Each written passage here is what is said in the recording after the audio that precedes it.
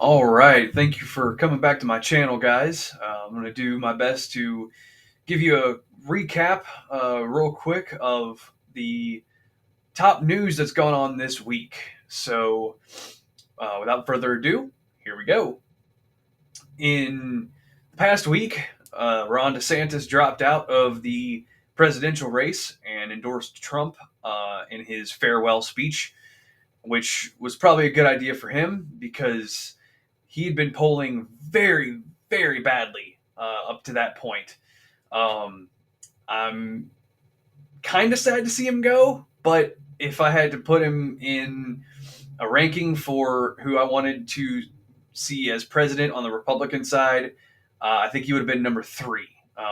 Obviously, Trump being number one. I liked Vivek Ramaswamy a lot, and he would have gotten my vote had he stayed in. Um, and then, so I would have put Vivek at two, and then DeSantis at three. Um, I liked what he did a lot for Florida. So hopefully he continues to do good down there and maybe gives it another shot some other time. On Tuesday, Trump won the New Hampshire primary, beating Nikki Haley over anybody else. Um, I guess she would have been the only other one in the race at that point because uh, everybody else seemed to have dropped out by then. Funny that Chris Christie wasn't around to try to give his fake tough guy speeches again. Not sad to see him go. Not that anybody has. Anyway, so Trump won the New Hampshire primary despite still having legal battles and such, um, which I would definitely vote for him over Nikki Haley.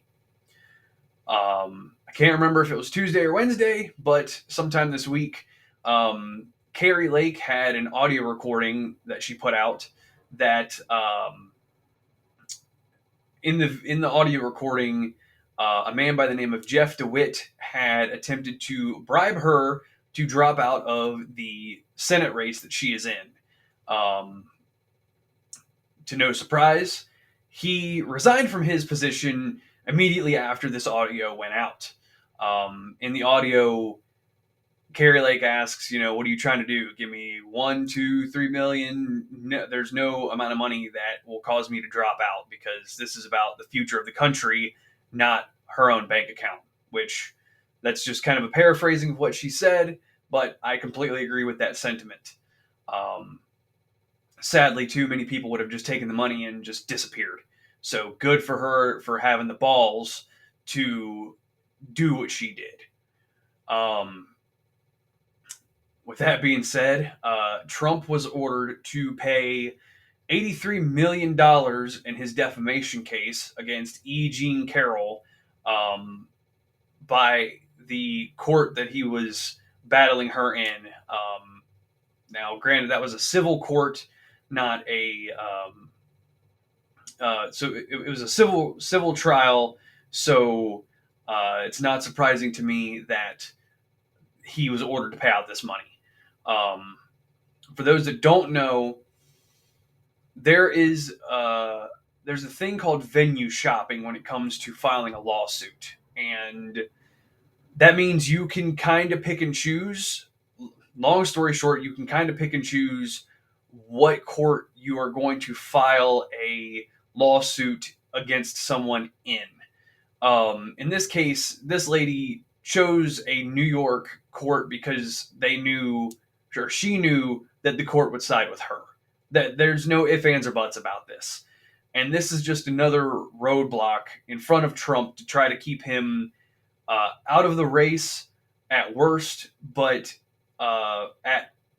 at best make it to where um, he loses to Nikki Haley. That's all this is. This is election interference to keep Trump uh, just distracted at any point that he can be. So, like Tim Pool had said on his show, what Trump needs to do at this point is go to a more Republican state and file a lawsuit against her and just start with the kind of lawfare that we've seen against him so far. Um, However, I don't think it's going to happen because he has other trials that he's entangled in, like down in Georgia and stuff. Um, so that's probably not going to happen. However, what we can do is to continually get out and vote for Trump when your state's primary comes up. Um, we have to we have to flood our voting locations legally, and make sure that everybody that we know who's registered to vote gets to our voting locations and votes for Donald Trump whenever we can. No, I'm not saying commit election fraud. We're not the Democrats. We don't do that. But we need to get out and vote for Trump and make sure that he wins every state's primary that comes up, and make sure that he is the Republican candidate for president come November. So finally, if you haven't heard, there have been tensions escalating between the state of Texas and the federal government over the southern border. Recently, Greg Abbott decided to take action on the southern border and erect razor wire and other barricades to prevent people from just crossing over the southern border without going through some kind of legal process to do so. But the federal government ordered the state of Texas essentially to stand down, and Greg Abbott said, "No, we ain't doing that." So immediately after Greg Abbott said that we're taking this under our control because this is our border, the state of Oklahoma said that they would support Texas, and at least 10 other states have agreed to support Texas as well. That number may be more from my understanding, but the last time I had looked, 10 states have pledged support to Texas. This has me nervous because it has a lot of similarities to the first shots of the Civil War in the 1860s. If you don't know what I'm talking about, well, one, please go read up on American history. But two, to give you the short version, um, the U.S. federal government claimed that they still had jurisdiction over Fort Sumter. South Carolina said, nope, that's ours.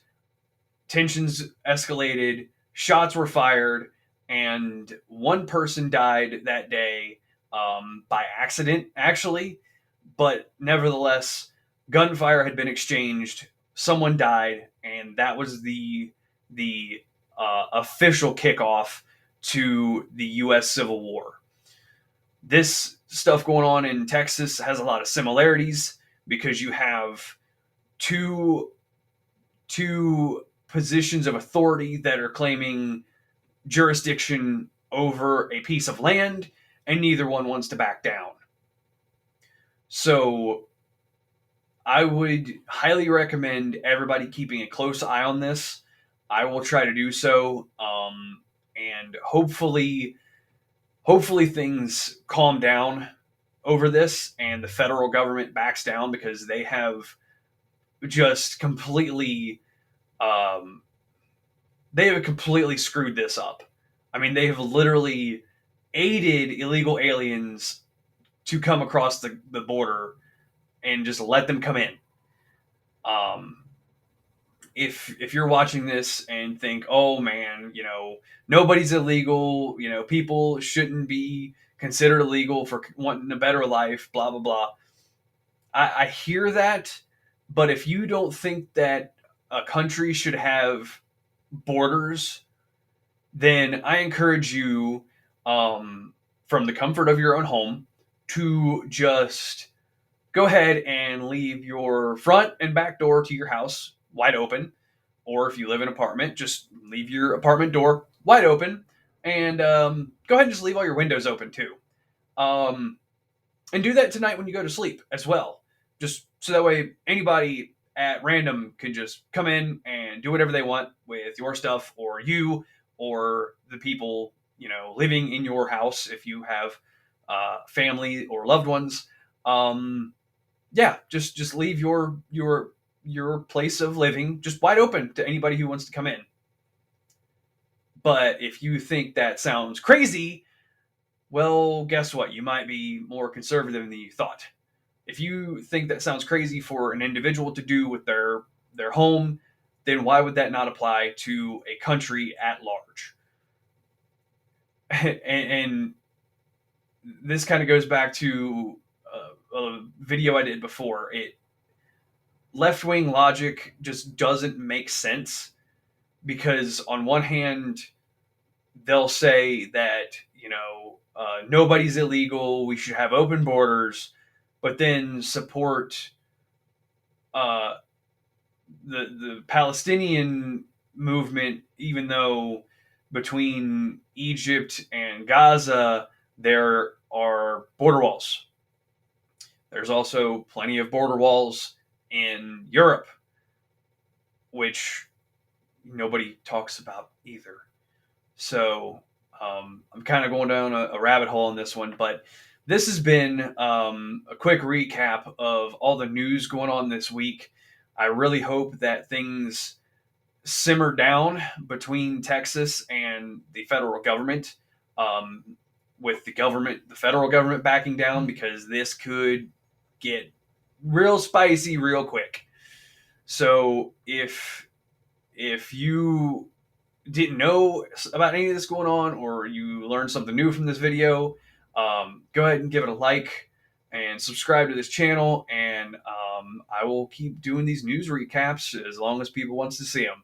So with that being said, thank you for watching, and I'll see y'all next time.